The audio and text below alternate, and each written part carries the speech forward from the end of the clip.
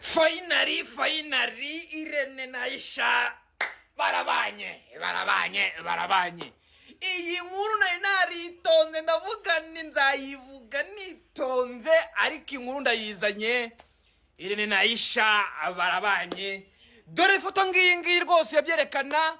Amakuru nayahawe neza cyane. Dore ngiyi nabacukumburiye nabavaniye ahantu hose mani ntacyo ntakuza kugira ngo iyi nkuru nyigereho ariko rwose Irene na Aisha bararongoranye. Hanyuma rero ikibazo gihari kinakomeye cyane. None Rocky we bizagenda bite? None Papa Sava we bizagenda bite? None Bamenya we bizagenda bite?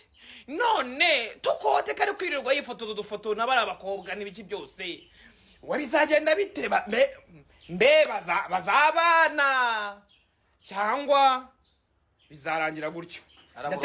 Ndategereje ariko ayo muri akomeye. Ibyago bibaho ariko ntibihoraho. Nibi birabaye ni isomo nababwiye ko ndi ikibaho Imana yigishirizaho abantu. Ubwo wiga nawe agiye kwiga kandi kubyakira aka kanya ntago nahakana izina ryose umuntu yanyita kuko ndi mu gihe cyo kuryitwa. Ni mu gihe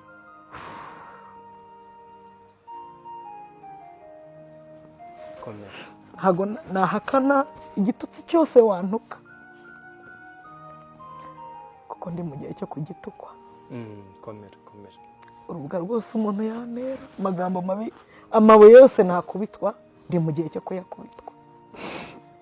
Yobu yabayeho ariko ntabwo igihe cyose yabayeho ageragezwa.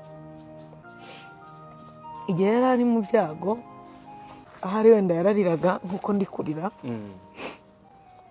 Abamukikije bamushinjaga ko ari umunyabyaha bihereye ku nshuti ze ariko Yobu ntabwo kwa Yobu hahoze ibyago iteka.